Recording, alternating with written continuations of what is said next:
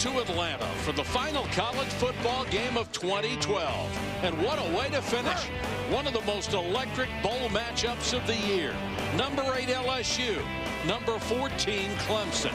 Before the ball, or in this case the peach, drops, the party starts early at the Georgia Dome. Clemson and LSU kick off New Year's Eve in Atlanta, and the biggest party is right here. Welcome to the 2012 Chick-fil-A Bowl. They share a nickname and similar stories. Both call a stadium nicknamed Death Valley home. LSU and Clemson both enter the Georgia Dome tonight with 10 wins. But tonight, only one team of Tigers will raise the Chick-fil-A Bowl trophy before the peach drops in downtown Atlanta. And here come the Clemson Tigers, number 14 in the nation.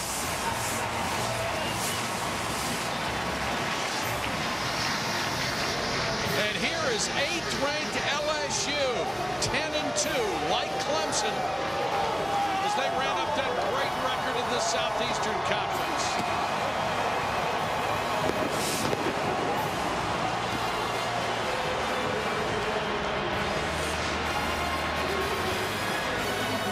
Good evening, everybody. Mike Patrick, Ed Cunningham. It's great to have you with us. Janine Edwards will join us shortly.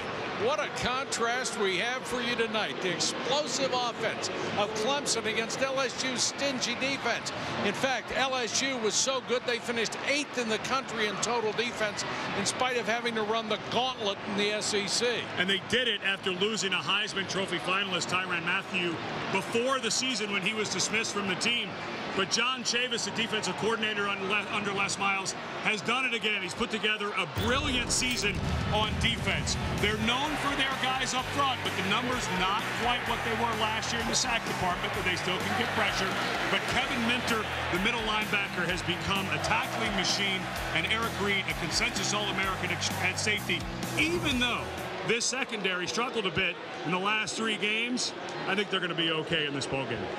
Clemson finished 9th in the country in total offense. They have playmakers galore, and it all starts with their ACC Player of the Year quarterback. That would be Tajh Boyd. And Boyd coming off a game that frankly wasn't his best against South Carolina, so a lot of fans from LSU saying, well, against a good SEC defense, let's see how he does. Well, Boyd has some weapons to help out, and namely, there's a junior who's going to have a big decision at the end of the season about whether he's coming back, and that's DeAndre Hopkins, a guy who last year a lot of Clemson fans thought was the most consistent receiver, even though there was the freshman phenom, Sammy Watkins. Well, Watkins was suspended the first 2 games of the season for an off-season drug arrest, and then had an illness that kept him out of another game. Never quite 100%, but according to Chad Morris, the offensive coordinator, Tajh Boyd will feed Sammy Watkins early and often in this game.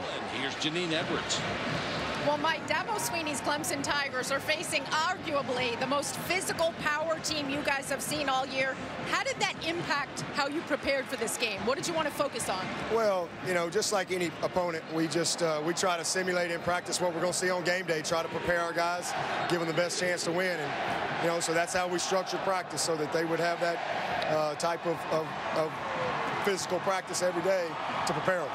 You just told your guys in the locker room, this is what we work for. What would a win tonight say about the state of your program? Well, it would mean an 11th win for only the 4th time in 118 years. So it would put them in a pretty elite group. But you know what? Listen, this team, we're proud of where they are. We're proud of where we are as a program. We know where we're going. And we're excited about a great competitive game tonight. Good luck, Dabo. Thank you. Janine, thank you very much. Clemson won the toss. They have elected to receive to start the game.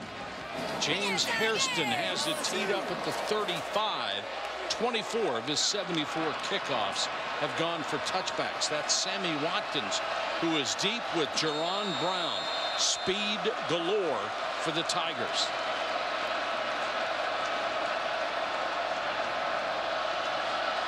And the last game of the season is underway. Watkins.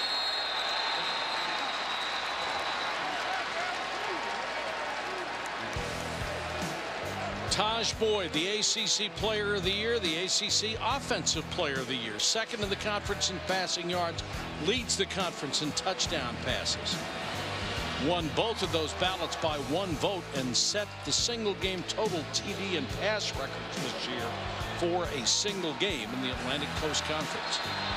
Did that in a big back and forth game against NC State, but let's see if Boyd can settle in. He struggled early against South Carolina in the last regular season ball game.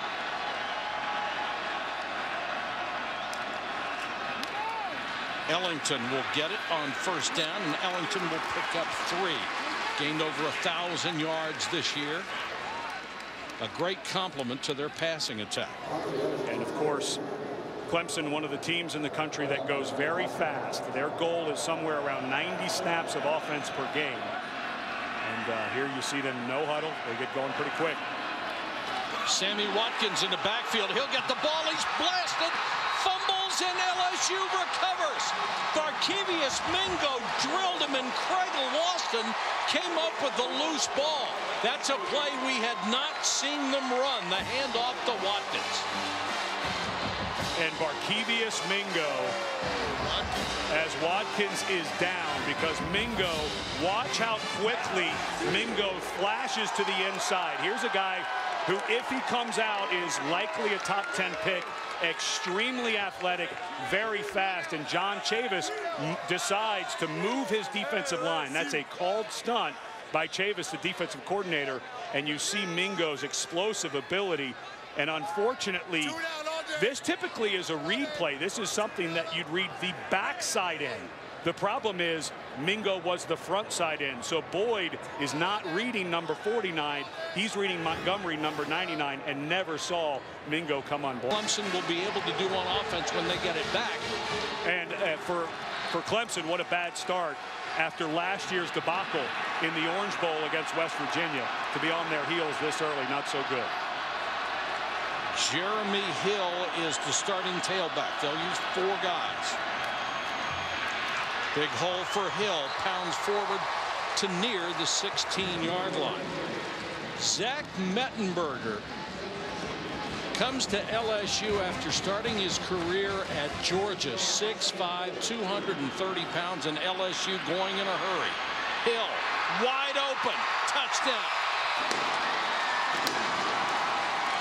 Made a little juke in the hole, and when he got through it, there was nobody left. And if you're a Clemson fan, you're saying, uh-oh.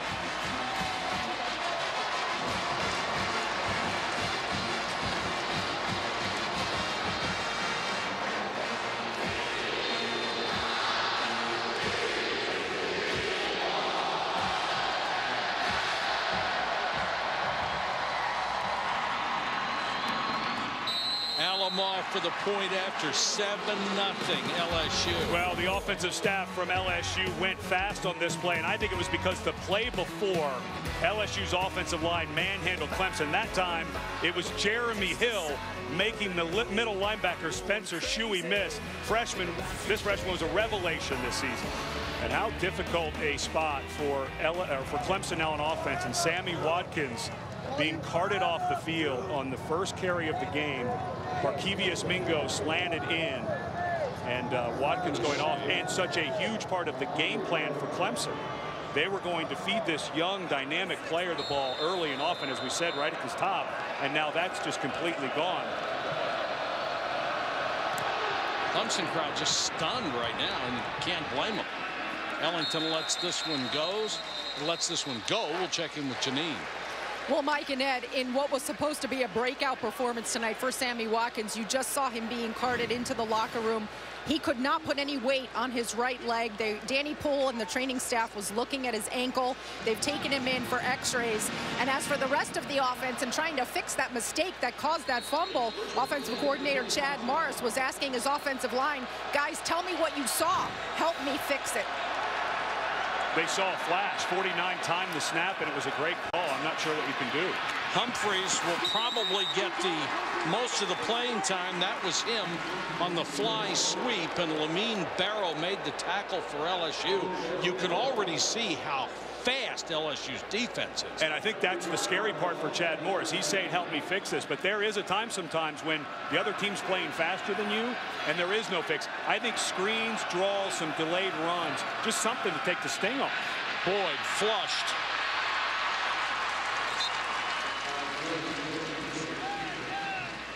Benny Logan made the stop, and there was pressure on him. Well, Markevius Mingo is just absolutely feeling it tonight. Look at that spin move. So athletic. Just barely lost his footwork. Here's a guy, a junior, not sure what's going to happen at the next level, but he's playing at a really high level right now. They were worried that Gifford Timothy, the right tackle, would have a lot of problems with him, and he has so far. Here's a pass underneath. It's going to be enough for a first down to Ellington out of the backfield. And it will be a first down for Clemson. Simon made the tackle. Wonderful read by Tajh Boyd. LSU playing completely coverage, knowing they can get pressure now with their front four. And because it took a while to get off, your linebackers are slow to come up. That's Lamine Barrow, who's late, and a nice move by the senior Ellington to pick up the first. Darrell Smith comes in. Number 40, he's a fullback. And Boyd on the keeper will pick up a couple. Well, that was a little bit of happy feet that time by Boyd. That was a called run. Chad Morris has a lot of design runs this year for Boyd, a guy who got up to almost 245 pounds last year. He's played much leaner this year. He'll keep it again. And there just isn't very much room. You mentioned how fast sometimes players can be, and there's no answer for it. Right now, Clemson does not have an answer for it. And the problem is now you're behind on third down. You've got a 3rd and long, and you're going against a defense, even though you're one of the best offenses in the country. But LSU can play coverage. There's just no reason for them to bring any pressure, so this is falling into LSU's hands. Roderick McDowell comes in as a blocker, and Tajh Boyd down the middle, complete. Got it to Hopkins. Excellent throw by Boyd. Start with the offensive line. Boyd had time because this route, this was a second read. You can see the first read is the tight end on the outcut forward, and he dropped that. Boyd dropped that ball in there perfectly. Fake to Ellington. Boyd under pressure. Runs away from 3 different tacklers. Gets a block downfield and then is drilled. Holy cow. Craig Lawson came up to finish off the play, but Boyd, a great job of avoiding the pressure. Well, and it's the slide by Boyd as Lawson goes high.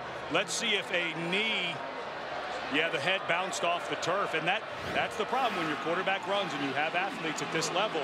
They're going to get bounced around a little bit. I didn't see anything that showed me Boyd was woozier than getting up. He got up fairly quickly, but those are the type of hits you open up to. 2nd and a long 2. Ellington straight ahead, should have the first down. And that's in this game, and Lawson coming in does a nice job of bringing his forms. You'd rather see a guy wrap up, quite frankly, but you see the head of the quarterback, Boyd, bounce off of that turf. That was a lot of pressure. And if you're going to slide, that's the hardest thing, teaching guys what time to slide, because obviously that was late. A clean hit by Lawson could have been costly. Tajh Boyd setting all kinds of records. Hangs in the pocket, goes to Hopkins. Hopkins has it inside the 20-yard line. Jalen Mills, the true freshman corner, had the coverage. He's the young man who came on and replaced Tyrann Mathieu. And a blitz got to Boyd right as he threw this, but you start to see Hopkins' ability to catch the ball. This guy really can snatch it. Ellington, nice cut. Ellington near the 10. Eric Reid, the consensus All-American safety, had to come up to make the stop. And this is the 4th game that we've covered of Clemson this year, and we've talked a ton to Dabo Swinney and his staff about this team bouncing back from bad games and bad plays, and they promised up and down this is a different team. This is a pretty good answer to what happened with the fumble and the easy score by LSU to get started. Boyd slipped a tackle inside the 5 to the 1, touchdown.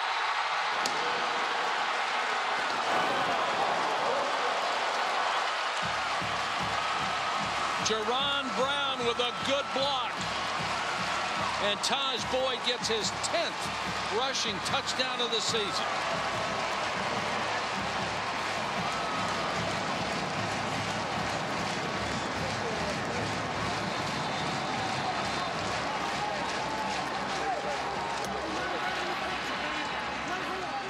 That was a great drive for the Clemson Tigers. Catanzaro gets the point after.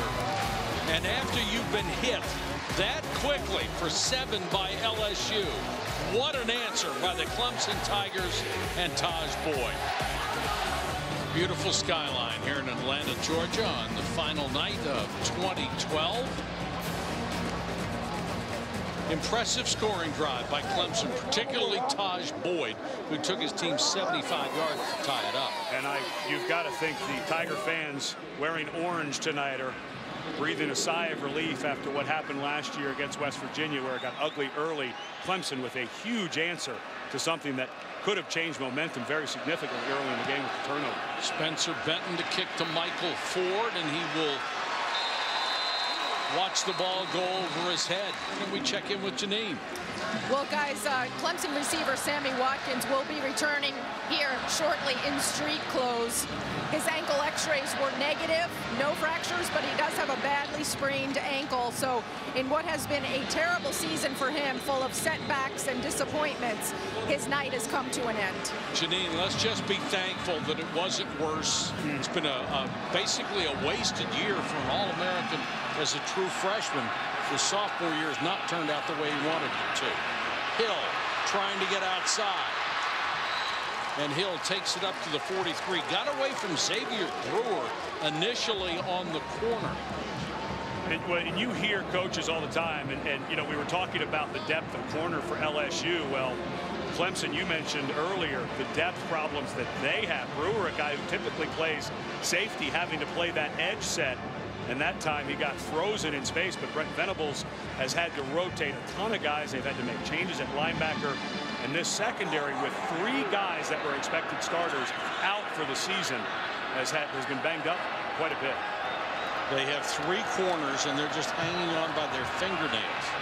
Mettenberger on the run. What a throw. Landry. What a throw by Mettenberger. He had bracket coverage against Landry and fit it in there.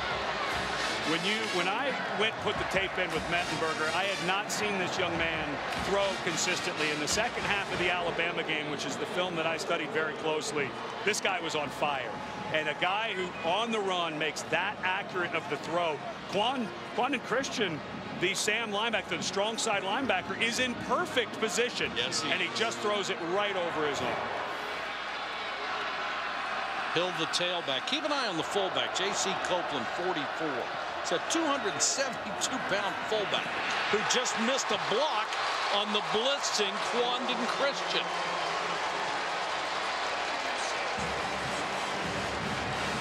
What happens when you start telling somebody how good this guy is? He misses a block. Well, I think Quandon Christian was upset that he didn't get a fingernail on that ball, so he decides to blitz this time, and it was the movement a little too quick, and Copeland just, he didn't get, you got to go inside or out on that. You've got to start on the defenders inside. If you go to the outside, it makes the rush so much easier. And both of these quarterbacks, they're getting a lot of little black pebbles on their jersey. If this were grass, they'd be green at this point. The defensive pressure has been unrelenting on both sides.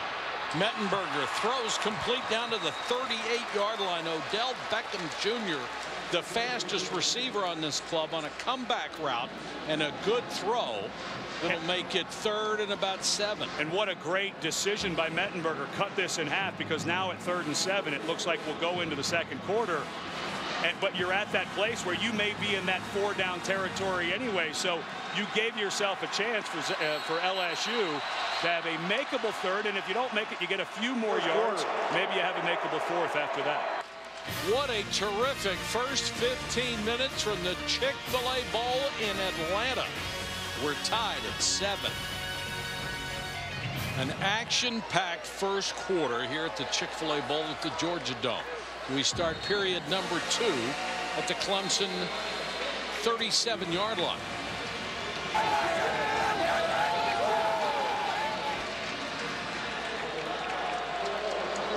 Spencer Ware is the tailback. 3-man rush. Mettenberger wants the screen. Ware makes a man miss and will get the first down. What a nice job by Zach Mettenberger. the whistles did blow, so this is not going back. But coaches talk about inventing throws, finding a place to fit the ball in. Watch Mettenberger go sidearm on this one, almost underhand. It was sitting there. You know what I think it was? I think it was because the timing, when Spencer Ware cleared, it was faster than Mettenberger was ready. During the play, roughing the passer, defense number 3. After this is penalty from the end of the run, automatic first down. And if we go back and look at that, I don't think he was ever on the ground. The penalty is going to be up against Beasley, number 3, but he was on another player. I don't believe he ever touched the ground. There's the throw. Yep, they're going to call that just a bad move by Beasley. Just not smart. But the officials had blown it dead, so they're not going to review that. No, there's no way to. Yeah. Ware the tailback. 2 tight ends in the formation, and Ware up the middle. Lowers his shoulder and powers to the 7. Stopped by safety Richard Hall. And that's where you saw J.C. Copeland, the fullback, the 272-pounder, show up. When you have a guy the size of Copeland, a lot of times if there's not a hole there, because he's fast enough and big enough, that time he just pushed the entire right side of the line forward so that the running back could cut back. You're not going to see much more than that type of play, I don't think, right here either. Ware behind Copeland again. Ware hit at the line of scrimmage, dives forward for about a yard. Copeland is an interesting story because he was one of the top defensive line prospects coming out of high school. It's tough to find guys to play fullback because so many teams run spreads now. Special fullback, especially at the high school level. Exactly. But this is a guy, because of his size and his power, and remember, had that great catch and run against Alabama, so he can get out of the backfield. But this is what LSU does. If you're an LSU fan, you're either going to get a power run here or a run action pass. 3rd and 4, they need to reach the 2 for the first down. Mettenberger looks to the corner. Landry, touchdown. Great pattern by Landry, and what a throw by Mettenberger. And Clemson was trying to get Meeks, the safety, over to play double coverage, but I don't think it mattered. Every time I see this guy run a route, watch the move, working to the outside against Gary Peters. Peters just had no chance, and the safety late getting over there. Nice throw by the quarterback. But this young man Landry, he's turned into a very impressive route runner with great hands. Came alive in the second half of this season. 29 catches in his last 4 games coming into this one. And if he can touch it, he can catch it. LSU regains the lead at the Chick-fil-A Bowl. LSU has regained the lead.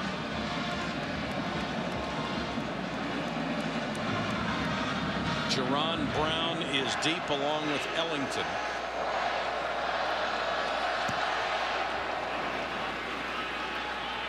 Ellington will take the short kick at the 4.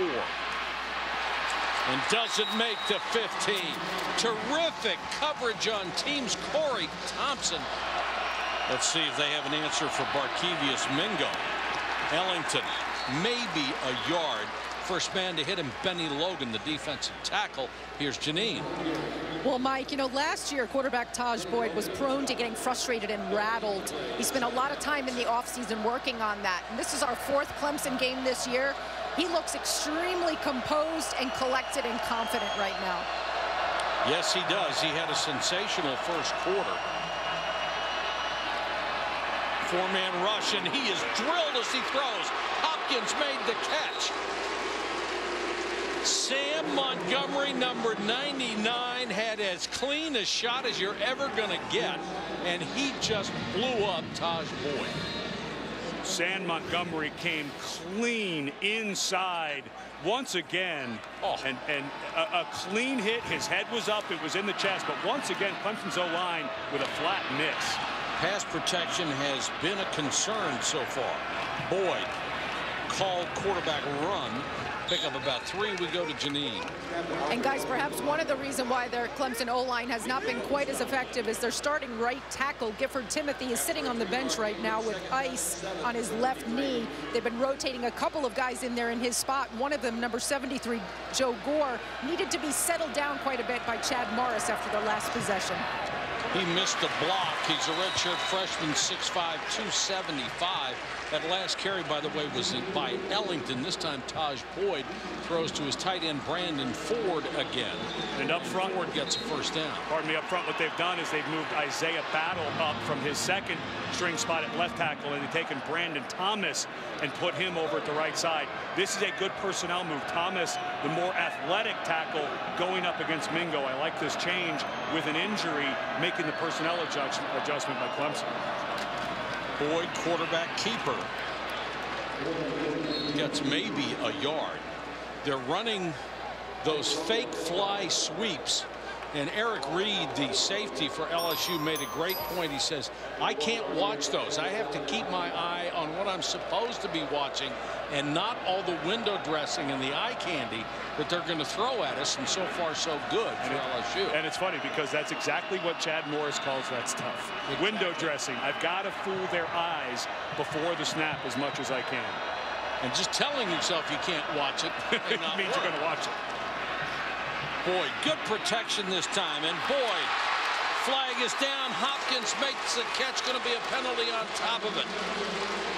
Harold Simon. It looked to me like Hopkins' left arm got pretty extended, and I bet you that's what these officials are talking about. During the play, holding, defense number 24. Penalty is declined. The play results in the first down. So they call holding if Simon is making contact and grabbing a hold before the ball comes out, and he did. Well, there it is. Yeah, that's the right call. And you know, it's funny, the offensive players, it's going to be called that way, but that last push there was certainly towards the offense, but it was Simon grabbing the jersey that actually gets called. Ellington, boy, did he hit the hole in a hurry. Check it, not Ellington, Roderick McDowell. And McDowell, a guy who was battling some lower leg injuries earlier in the year, and watching him on film, this guy runs with purpose. He's kind of subtle and explosive, but he's one of those guys who every step he takes, he's gaining yards, he gets his pads down. This is a nice compliment to Ellington if they can get 25 going. Right guard Tyler Shatling, nice block. Boyd pressured. Backhands the pass, has it complete. McDowell, rather innovative way to get it to him. Well, I'm not so sure the Clemson staff would call that innovative. I think that would be one of those, no, let's throw that one into the stands. Watch how long this ball hangs in the air. You always get a little nervous when a guy goes to do that anyway, but that was an awfully long flip that hung in the air against an SEC defense like this. I'm not so sure that Dabo Swinney wants to see his quarterback doing that too many more times. 2nd and 5. Boyd goes to the shotgun. Fake to Humphreys. Boyd very patient on the run. Kept it and got down to the 11. They need to reach about the 7.5-yard line to move the chains. And this is a very aggressive offense to begin with, and being in a bowl game, don't be surprised if this becomes, even if they don't get it on third, a 4-down situation for Clemson. Because of the struggles they've had on defense, they've got to be thinking touchdown here, but this one feels like maybe a screen or something to see if he can't get the first and reset the downs. Kalen Davis, number 67, is in at left guard now. So a real shakeup on the offensive line. Hopkins, touchdown. Boyd threw it at ankle level, and Hopkins went down to get it.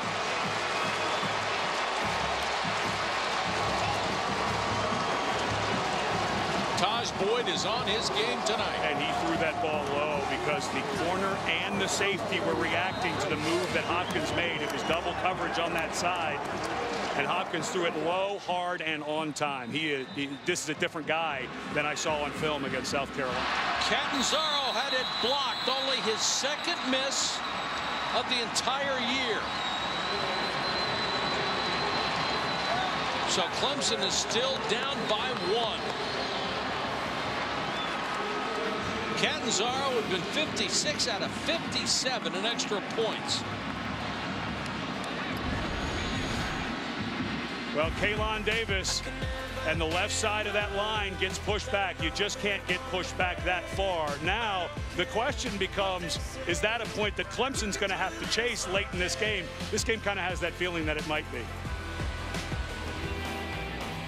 Hopkins has just tied a record set by the great Herman Moore at Virginia. 10 straight games with a touchdown catch. And this junior is going to have a big decision to make. I think he is, because Clemson will be so good, especially on offense, and he's a local guy from South Carolina. I suspect he'll come back, but I think that guy is an out-of-the-box NFL-ready wide receiver, that's for sure. Michael Ford is the deep man for LSU. And this one will go through the end zone. Jeremy Hill is the tailback. They fake it to him. Mettenberger off his back foot. And he got it to Odell Beckham Jr. And he's down to the Clemson 44-yard line, gain of 26. Clock stops temporarily with 53 seconds. As soon as the ball is marked ready for play, the clock will be wound. It's running.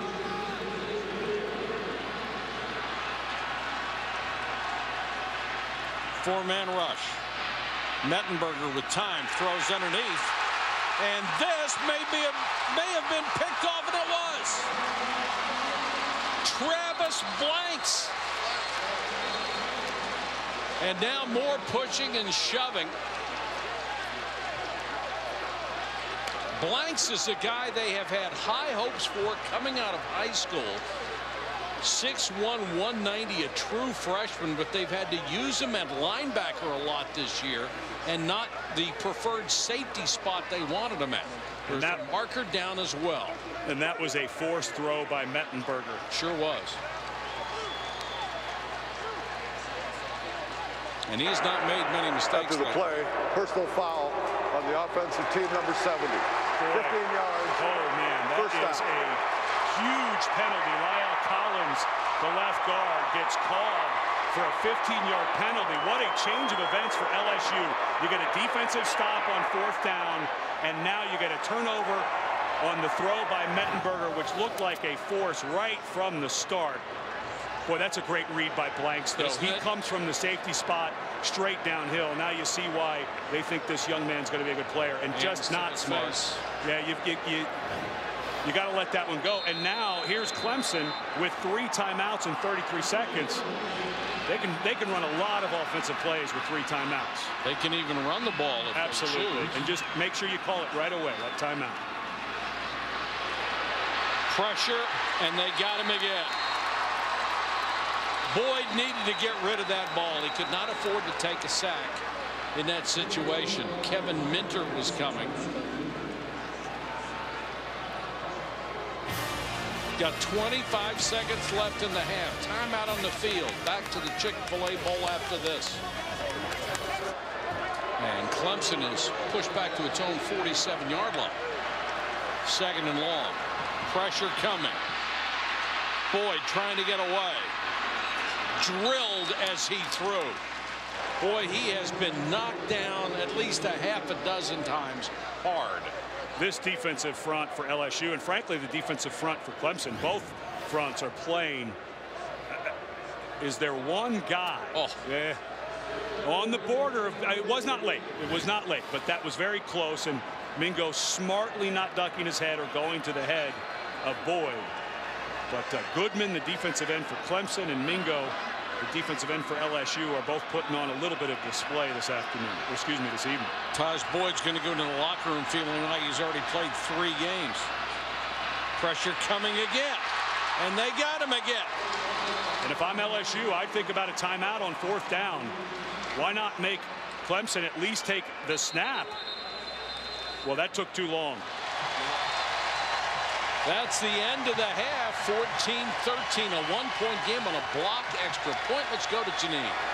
Coach, this first half has been a little chippy. Your quarterback's been sacked 4 times. What's contributed most to that? Well, we got to settle down and play. You know, I think, you know, the back end of the half, I think we're ironed out. We're looking forward to the next series. At times, Clemson quarterback Tajh Boyd has looked very comfortable. How do you keep him from getting back in that rhythm in the second half? Well, I see us getting in the backfield a bunch. It's just that he's moving his feet enough to make things happen for them, and that's, of course, that's been him. All right, Coach, thanks a lot. See you second half. Thanks, Janine. At the half, our score, LSU 14, Clemson 13. Now we send you to John Saunders for the college football halftime report. Welcome back to the Chick-fil-A Bowl. We're at the Georgia Dome in Atlanta, and at the half, it's number 8 LSU 14, number 14 Clemson 13. And this game got off to what looked like a disastrous start for the Clemson Tigers. I'm not sure how they survived it, but they did. And I think LSU looking at Clemson coming in saying they lost to South Carolina, a good SEC team, and their fans probably saying, oh, we're going to blow these guys out. But Clemson, they just crawled right back into this game. It started with, of course, Sammy Watkins being tackled in the backfield by Borkevious Mingo, who had a wonderful first half. Watkins goes out, but he fumbled. 2 plays later, LSU scores. And on the next drive, Tajh Boyd, who has played spectacularly well, considering that he hasn't had much protection at all in the passing game. But they come back, and DeAndre Hopkins, who's had a monster year because Sammy Watkins has either been unhealthy or out, having another monster game. Let's take a look at our first half stats, brought to you by Farmers Insurance. And Clemson is dominating in every number. 248 total yards to 106. Basically the exact opposite of what most people expected coming in. And there's no way that you felt like Clemson would be able to have this type of success, especially when Sammy Watkins, even though he had a down sophomore year after his freshman year, but out since that first series. But when you run 54 plays, double that to, let's say they get to 108. I don't care how good LSU's defense is, that's going to wear them out after a while. And this is the only time Clemson has been behind at the half this year. Michael Ford on the return. Still on his feet across the 40 out to the 43. One of the differences in this game has been special teams so far. Let's go to Janine. Well, guys, I caught up with Clemson coach Dabo Swinney, who told me he is very proud of the way that his team overcame adversity early. He said that was their biggest challenge in the game, was that early fumble and turnover and then the quick score by LSU. The one thing they do need to clean up, though, is execution on the offensive line. Right tackle Gifford Timothy is out. As you know, Sammy Watkins is out, but he did say, guys, 2000 team, what will your legacy be? Well, it's all up to the second half. This is Hill straight up the middle. Hill in a foot race. 57 yards for a touchdown.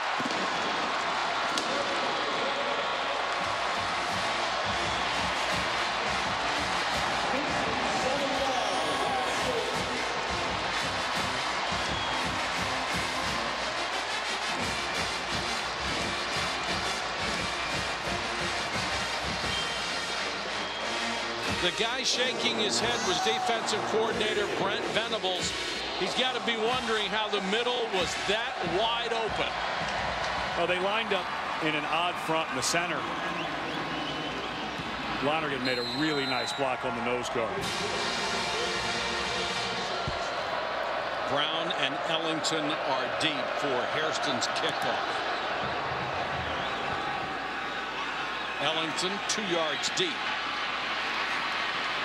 Kick coverage has been tremendous for LSU, and it is again.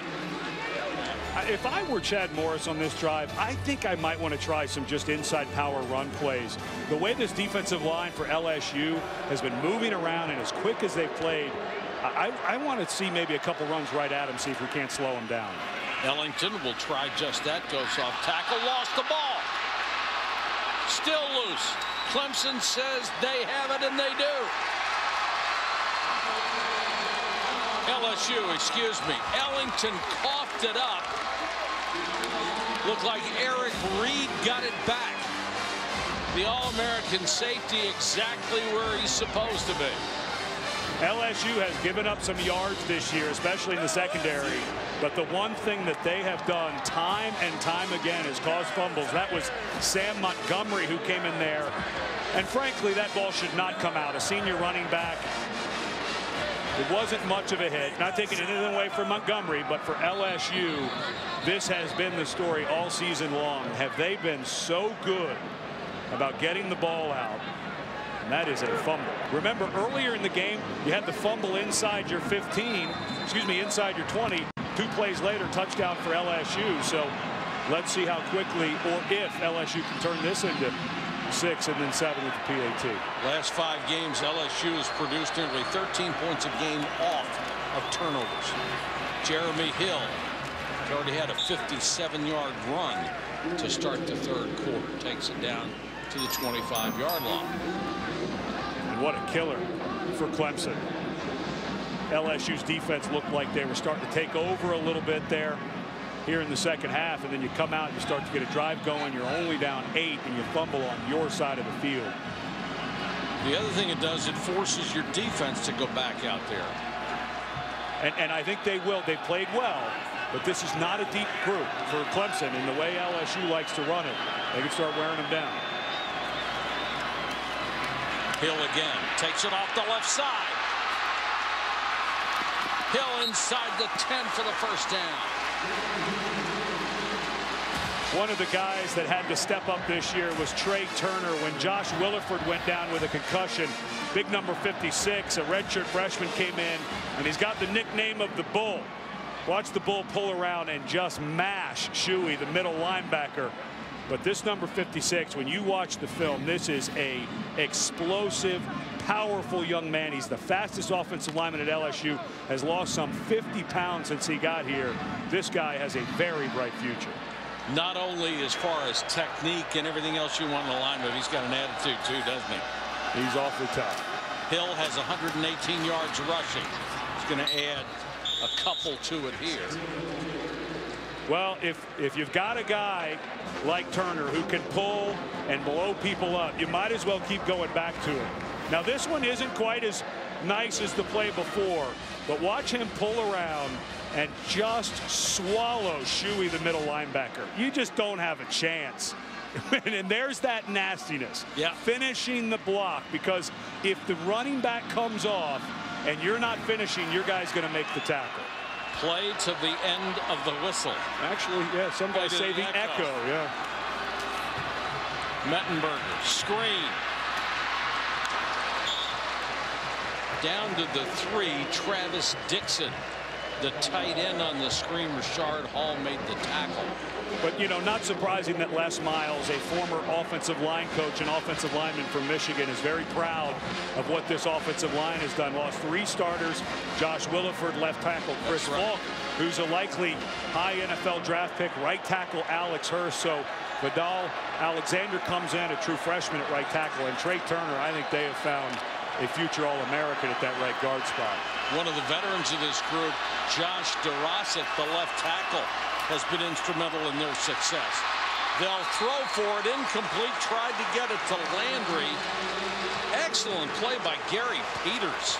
And I think you got to kick the field goal here. The way this game is going back and forth. You're up 8, go up 11, so now you're up 2 scores plus a 2-point conversion. That's pretty good defense. Yes, that's pretty good defense right there. And Peters, a guy who is in there because of a lot of the injuries Clemson has had. That was a nice play on the ball. Drew Alamo will try from 20 yards out. He's 20 of 28 this year.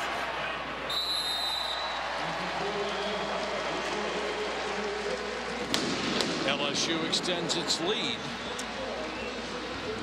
And for Clemson, they have to feel like that was a big win. To get 3 points instead of 7 after a turnover inside the 30 is a good deal if you're Clemson.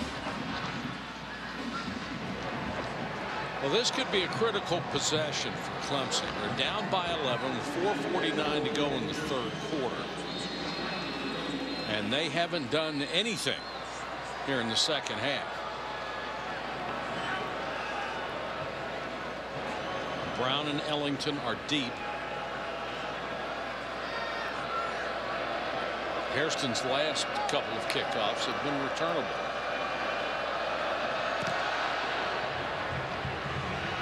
got more of this one. Ellington 5 yards deep, and he'll take a knee. LSU, or Clemson rather, in this quarter, 5 yards on offense. This ought to help. They'll get 5 more on the flanker screen to Adam Humphries, and here's Janine. Well, Mike and Ed, one thing the Clemson offense is going to have to contend with is LSU's defensive line coach, Brick Haley, has been telling his line they're going to have to pick it up and start pressing more. He wants them to take up some slack for Barkevious Mingo, who's going to be resting some spells. He's got a wrapped right hand, and Haley said to Mingo, I'm going to give you some spells because I'm going to need you at the end of this game. He's on the field now, but you will see him getting some rest breaks. All right, thanks, Janine. And Brandon Ford had his leg bent under him as he made the catch, and there's the hand of Barkevious Mingo, who had 8.5 sacks a year ago, came into this game with only 4. His numbers really down, but he's picked it up late in the season and certainly picked it up in this game. Ellington, who fumbled on the last possession, will gain about a yard. Lamine Barrow made the tackle. And look how fast Clemson is now going, because LSU trying to get some people on and off the field.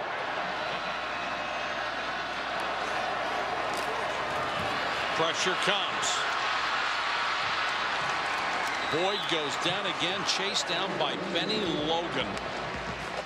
The big defensive tackle, 295 pounds, showing you some foot speed, being able to chase down a quarterback. Watch the exchange of the defensive lineman and the linebacker coming to the outside. Once again, it's movement to that side, and that's the right tackle, Brandon Thomas, who did not see his responsibility, which was the blitzing linebacker, until it was too late. 3rd and 13. Boyd unloads in a hurry, throws underneath, intended for Hopkins, but Eric Reid was right there. That was just spectacular coverage, spectacular technique. And remember, earlier Reid was called for targeting where he dropped his head. Watch how well he keeps his head up and wraps up that time. Just a great physical tackle by Reid, a guy, another one of those juniors who, you know, a lot of people around Baton Rouge wondering, are we going to see him for the Tigers next year or moving on? Odell Beckham Jr. taken down at the 10. Loss of 1 on the return. Spencer Shuey, the starting middle linebacker, down on special teams. LSU backed up at the 11-yard line. 1:21 to go, 3rd quarter. Jeremy Hill will pick up 2.5, maybe 3 yards. I'm not sure that Jeremy Hill knew exactly where that hole was being set up, because he got the ball and almost like he was going to go left, but the pullers were coming around to the right. Remember, this is just a true freshman, so he gets crossed up occasionally, not surprised. Hill was not used early in the season. He was actually 4th or 5th on the depth chart before an injury to Alfred Blue, and then some fair to middling performances by other guys. Then had a 3-game burst. He was one of the best backs in the country. May have worn down a little bit with all the carries he got in those.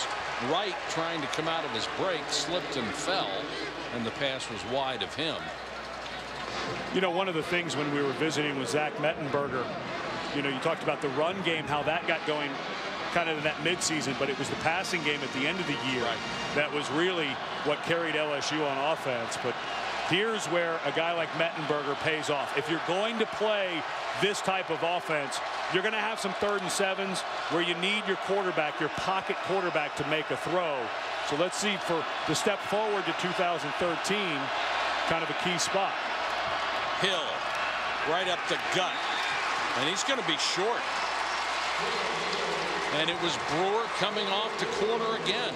And you know, a lot of people, when they watch LSU, they say, wow, what a conservative offense they run.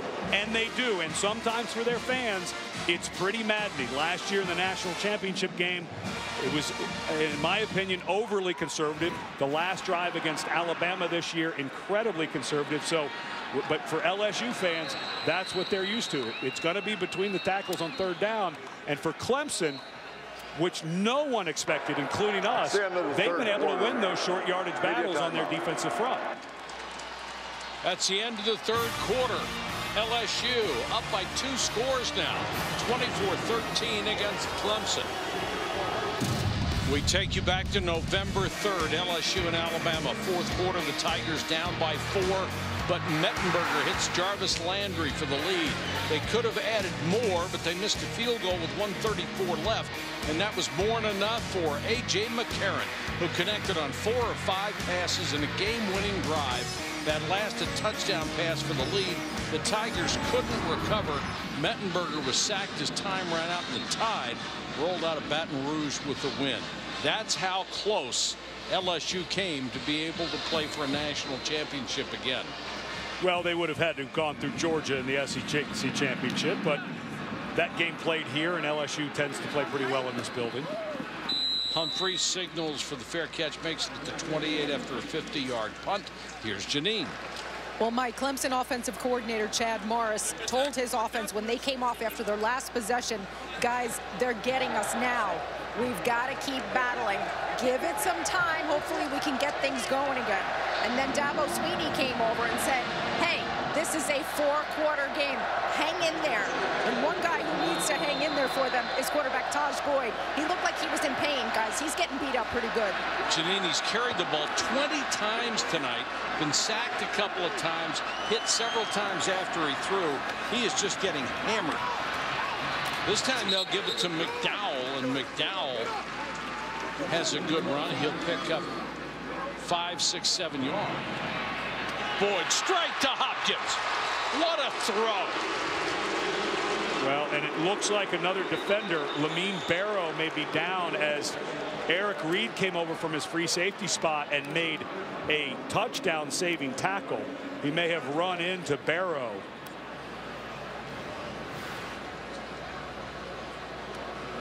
Nice move to the inside, ball thrown at very good coverage, but you could see Reid coming in to make the hit, and his shoulder pads go right into the midsection of Barrow. You see that so often when a defender's coming in, it's one of his own players that he ends up hurting. It's a pretty good place to end up no matter where you take your other trips. They do get some guys who can play. McDowell on the toss. Gets the corner. McDowell down to the 37-yard line. And the Clemson faithful wanted Jalen Mills to be called for a late hit, but he pulled up. He pulled up right there at the end. But this is the run game. If I'm Clemson, this is the run game I've got to have. You know, you've got to get McDowell and Ellington going. I'm not sure how much more I want to run Boyd.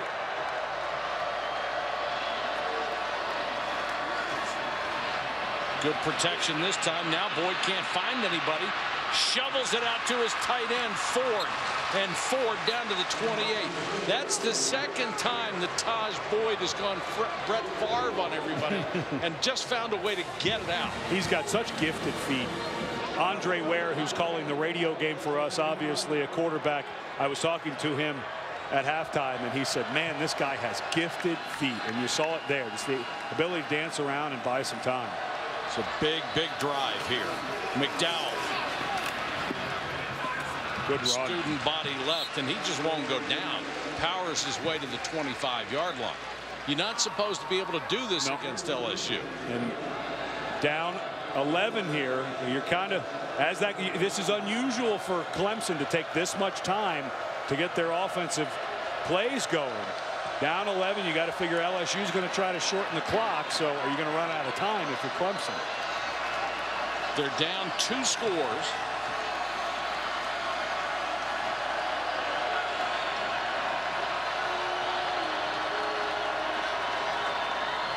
Here comes pressure.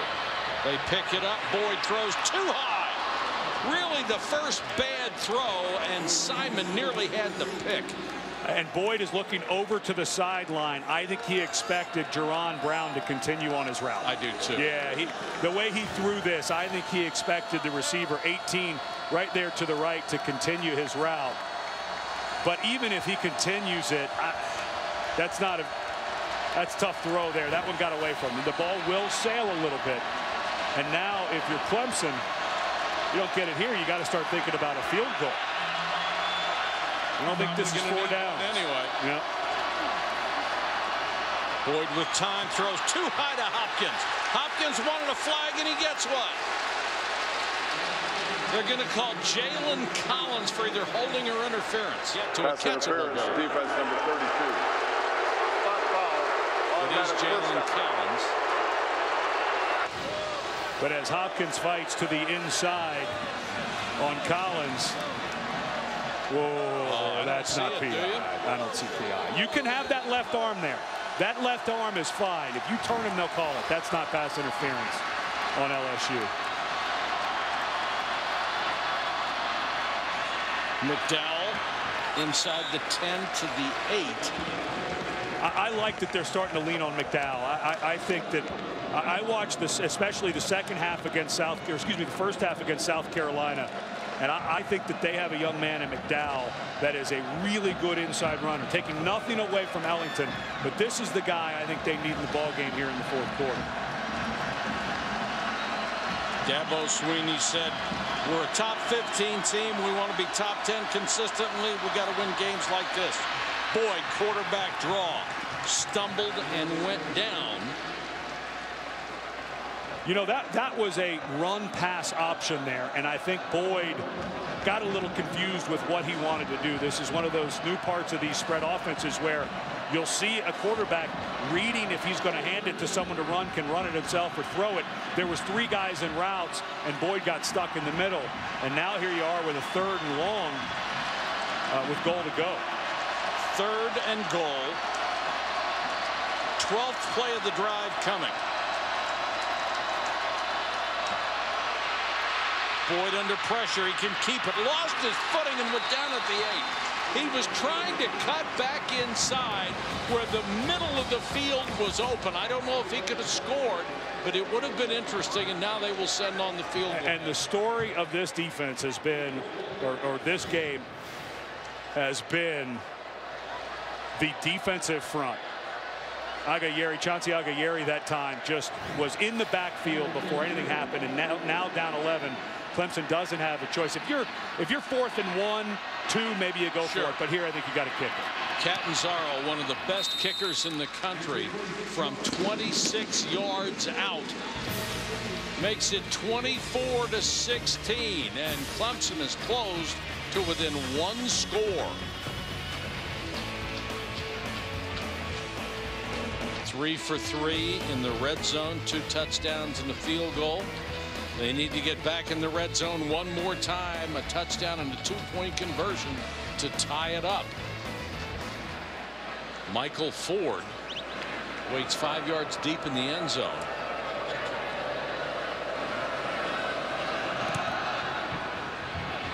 Benton, another good kick. Ford's going to bring this one out. Runs into his own man.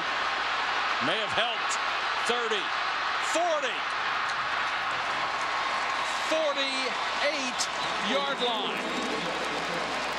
Special teams have certainly made a difference in field position tonight. And the return game for LSU on the second half of the season has been the reason they've won some of the games down the stretch. Ford, a young man who's had some big returns that helped a sluggish offense, and this time does the same thing, because LSU offensively,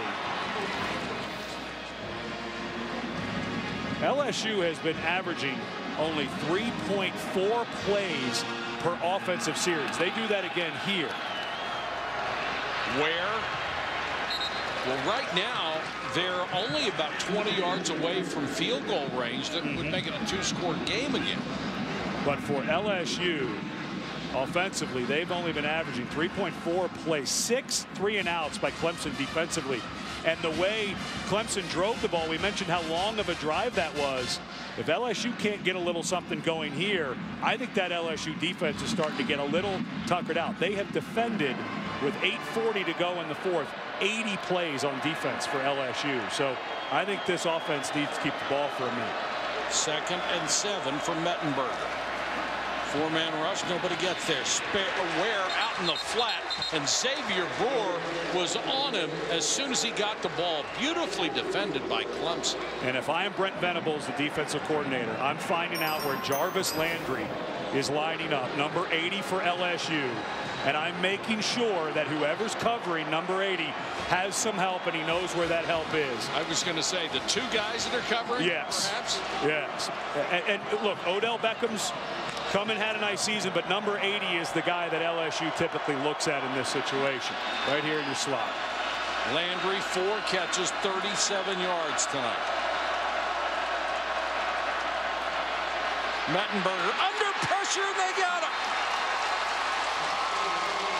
Malachi Goodman and Grady Jarrett. And Goodman having the game of his life as Clemson has come up with sack number 6 on the night. Well, once again, it's the inside move that these young offensive linemen have had just so much trouble with. That time, it was a defensive end nose guard stunt. Jarrett was the nose guard replacing Goodman. Goodman got there in a hurry, but every time it seems Venables or Chavis dials that up on either side, it seems to work. Malachi Goodman had 4 sacks in 12 games coming into this game.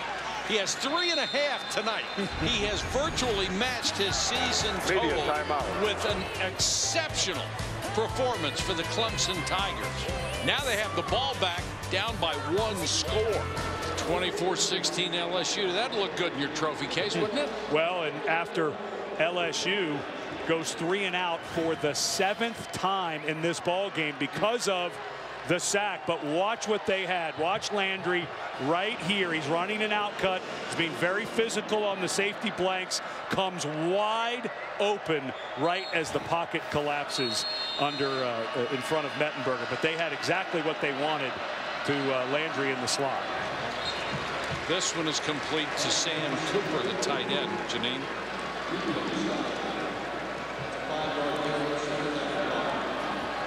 So, guys, that's what DeAndre Hopkins has been doing ever since middle school. He writes down his goals at the beginning of every season, and so far he has achieved every goal he set out for himself this year. His one goal left, to be a first-round pick in the NFL draft. Whether that's this year or next remains to be seen.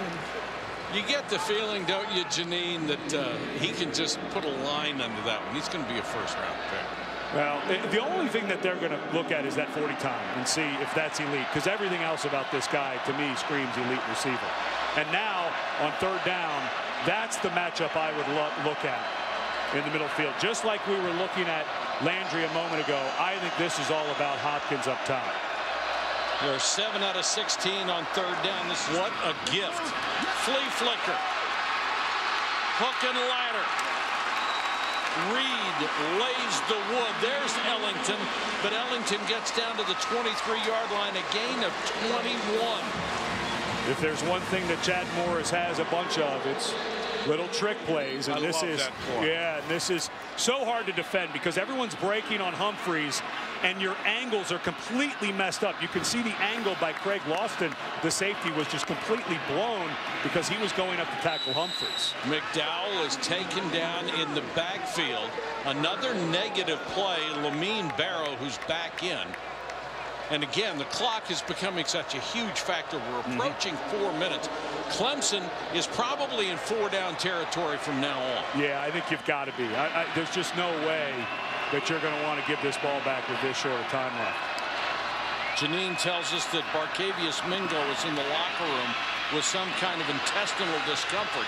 This pass thrown for Hopkins. Tremendous coverage by Thorold Simon, who was right there, and now somebody is it Simon? He's limping, and he was right inside the jersey of DeAndre Hopkins. But this is 4 down, so I think this is a place where you could do a draw or a screen because you don't need it all here. 3rd and 11. Pressure coming. Ford makes the catch. Hats off to Tajh Boyd.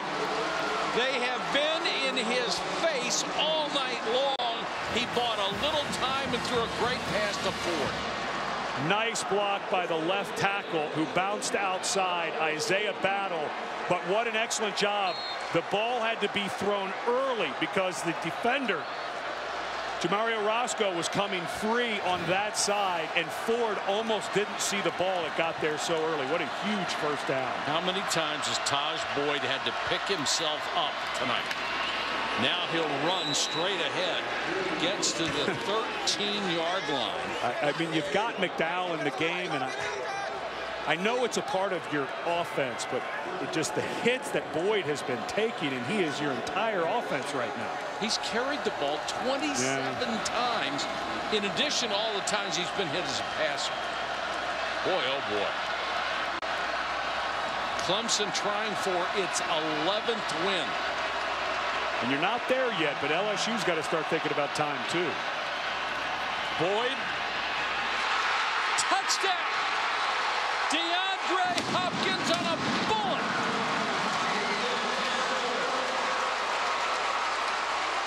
A two-point conversion would tie it.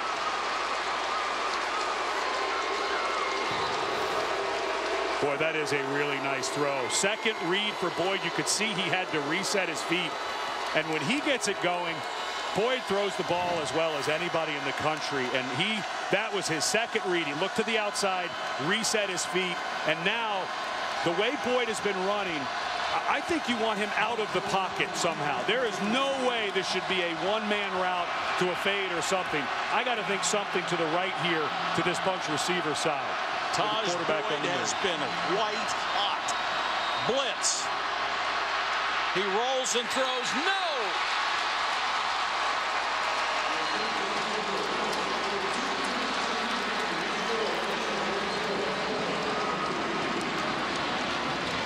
The lead remains 2. And give a ton of credit to John Chavis. He brings another blitz. The coverage is there. Quan Alexander did a great job from his linebacker spot chasing the tight end. So you got pressure. About an hour from now, they'll drop the Peach in downtown Atlanta. They were rehearsing yesterday. Weighs 800 pounds. Takes the Peach 58 seconds to descend 138 feet. And then we start making cobbler. And the question here, onside, to onside or not to onside? I think with 3 timeouts and 2:47 in the way your defense is played, I think you kick this ball away. Nobody in the end zone for Clemson, and it's a little pooch kick. And LSU will have the ball up the 39-yard line. So LSU saw it coming. Beckham was one of the up men, and Ford was up near the 20. And the way that scoped out very well. For Clemson, it comes down to when do you use that first timeout. I think you do it after maybe second down. The theory, don't use it after first, because if they pick up a first on the next play, it'll be wasted. Hill is the tailback. The blocker is Copeland. Clemson, everybody at the line of scrimmage, and they're going to throw instead. And they get it to Cadron Boone. Boone makes his second catch of the night. And that's a great offensive call. Great call. And you could just see there was no chance in the world Clemson was playing anything but the run. Exactly. Because if you study LSU for any amount of time over the last couple of years, what do you think they're going to do on this drive? Run between the tackles, a couple of toss plays, but they come out throwing a little bit, and now you can't use that timeout because you've got to assume LSU is going to get the first down. With 3, you could still get the ball back even if they do that. Yeah, you've got 2 shots at a first down, and Mettenberger wants to throw again on the run too high. Well, in that one, I think you got to run it. If you're going to throw it on you first. You may have outsmarted yourself. Yeah, you got. I think if you go back to what you do and what the run, now you make Clemson decide. Say you don't get it. Do we use a timeout now?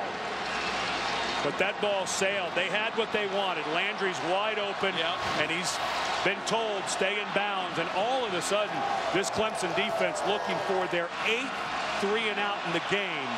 But I think, knowing Les Miles, this is going to be a run play between the tackles. You got to think that if you're Clemson. Mettenberger has hit only 5 of his last 13 throws. He had Landry wide open on the last one, and he wants to throw again. Has it batted down? Holy cow! Malachi Goodman, who has 3.5 sacks in a brilliant game, gets a block. And as it turns out, Clemson does not have to use a single time timeout in that possession as LSU threw it 3 times in a row. Which is very unusual, but once again, it's the defensive front for Clemson. I know it was Goodman who knocked it down, but Josh Watson absolutely beat the right guard, Trey Turner, and Mettenberger couldn't set his feet. I'm not sure that play would have done much even if Goodman wouldn't have been there to knock it down. The 8th time they've got 3 and out. Keene with that Australian-style end-over-end bounce, but it won't come back for him. It goes into the end zone. A 53-yard kick, and Tajh Boyd will have 139 to be a hero for the Clemson Tiger offense, and all 3 timeouts. 2 kickers in the spotlight right now. Chandler Catanzaro, one of the best in college football, and Spencer Benton, who has been their long-range kicker. He's only made 1 this year. That, however, was an ACC record 61-yarder. So for Benton to have a chance, it's the 44-yard line or in. For Catanzaro at about the 36-yard line with those 3 timeouts. They can do whatever they want if they're Clemson. Boyd, too high for Hopkins. And coverage by Simon. And just a minute ago, the head coach of Clemson, Dabo Swinney, went over to Spencer Benton. And I'm sure what he's saying is, stay near me because we're going to have to make a decision on where the yard line is. But Benton, who hadn't been warming up, Catanzaro had been warming up into the net, had just gone over to start warming up. 2nd down. It's all on Tajh Boyd now. Again, too high. Same route, same pass, same result. Hopkins covered by Thorold Simon, and all at once Tajh Boyd can't connect. And that is the 2nd ball that's floated on this same route, but I think this is pass interference on number 24. Yeah, you've got to call that. The hand went up to the face, it turned around the receiver, and if Simon doesn't make that contact, that's a catch that number 6 makes 10 of 10 times. 4 down territory, obviously. 1:29 left, and all 3 timeouts available to Clemson.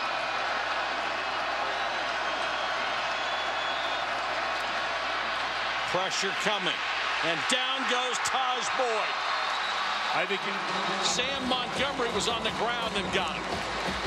And I think this, I just don't think you can punt this ball away. You got to call the timeout, which is smart by Clemson, but you've got to go for it here. There's just no way you're going to get this ball back. You're down to 2 timeouts, and the way the math works out, LSU would only have to take knees, so you have to go for it. If I'm Clemson, right now, there are only 6 guys that can help in pass protection. With the 5 offensive linemen and the running back in McDowell, don't be surprised if LSU tries to free up the 6th man here. 4th and 16. Here comes the pressure on the blitz. Down the middle for Hopkins. He makes the catch at the 40. Holy cow! What a catch by Hopkins in the clutch, and what a throw by Boyd. It was absolutely covered underneath and over the top. Eric Reid, the junior consensus All-American, had good coverage. That was a great throw. Dropped that thing in there like it had a parachute attached to it. Clock's running. Boyd taking a lot of time here. Blitz coming. He got away. Tajh Boyd throws to Hopkins, and he got out of bounds. Boy, oh boy. And here's that 4th down throw, and you hear the crowd saying, "Nuke, you can't throw that ball any better." The only mistake Reid makes here is he never turns to find the ball, and it was because he got stuck a little bit. For Clemson, this will be play 97 in this game. You don't think LSU's defense is gassed? Boyd again, Hopkins. Reid was there in a flag. And Reid is hurt.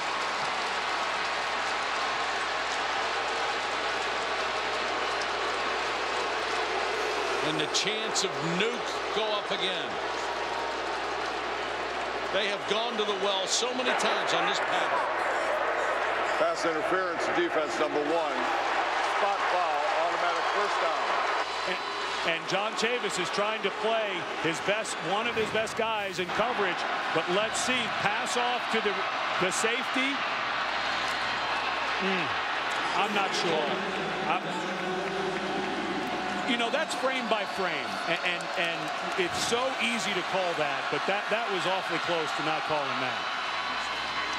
Pass underneath to the 39-yard line.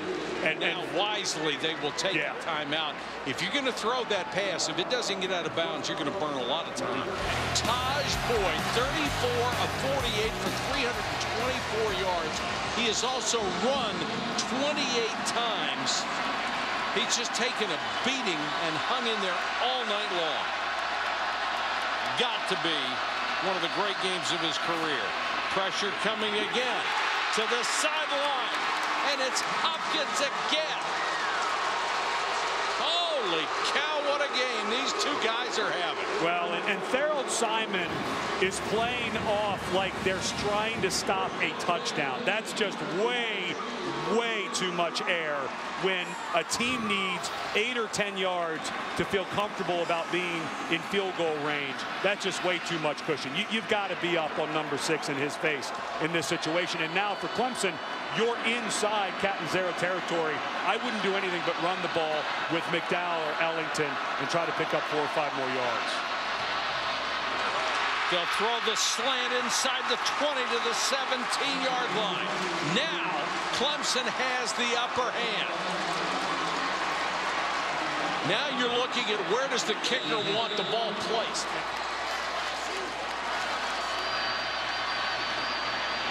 Boyd actually loses a couple, but they're trying to get the ball centered. Chandler Catanzaro has missed 1 time this year. And I think you've got to leave more time if you're Clemson. It's 3rd down. So you get your timeout now, okay? What if there's a bad snap? What if your holder can't handle the snap? Game's over, you lose. I always think on 3rd down, if you're going to kick the game winner, you should leave time that if there is something that goes crazy wrong before you kick it, at least you can have 4th down if your holder takes a knee and calls a timeout. But this is it. Number 14 Clemson trying to knock off number 8 LSU. Barring a penalty, this is the final play of the game and the one that will decide it. Catanzaro for the win. Got it.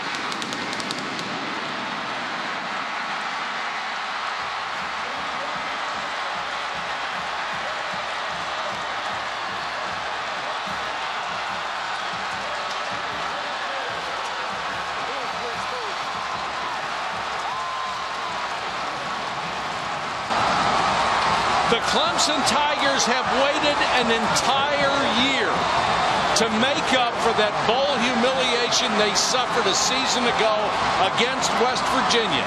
Tonight, they made up for it and then some.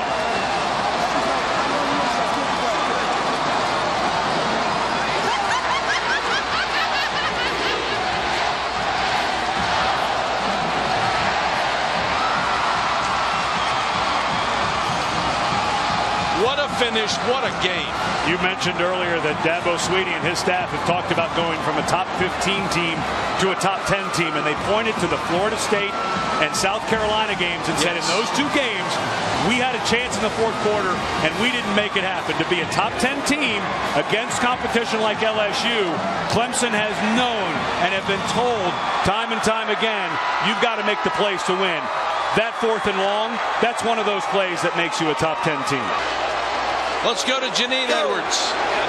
Hey, guys, a first for me just now. I have never had a head coach pick me up in the air and hug me like that. What's going through your mind right now? Man, I'm just so excited for our team, our program. It's been 31 years since we won 11 ball games at Clemson. It's been a steady progress. You know, and these guys, they fought every freaking play. They fought for every patch of grass. They overcame adversity. They played with a lot of love and toughness. They played with a desire to win, a confidence, a commitment that is uncommon. And I just am so proud of my football team, my staff, and it's just great to be a Clemson Tiger, and it's great to win the Chick-fil-A Bowl and take it, hopefully a top 10 finish back home and get ready for next year. So proud of our team. You're emotional right now. What are you most emotional about? Just to see these seniors finish the way they did, to see our team not quit. This is a national championship team. We grew up tonight. I've been telling them they're at the doorway of greatness, but sooner or later you got to step through it. You got to take action. Tonight, man, they just hung in there and they grew up. We had injuries. You know, we're playing with a freshman tackle that hadn't really played all year. Sammy Watkins goes out. We turn the ball over, and they just keep playing. 4th and 16. My freaking quarterback mans up and makes plays. Just awesome. Go Tigers, baby. Congratulations. And guys, he asked his team at halftime, what do you want your legacy to be? This is it right here. You're looking at it. Great point, Janine. You can understand why he's emotional. Perfect snap, perfect hold, perfect kick. And for Clemson, a perfect night. Once again, the final score here in the Georgia Dome in Atlanta, the 2012 Chick-fil-A Bowl. Clemson comes from behind to knock off LSU 25-24.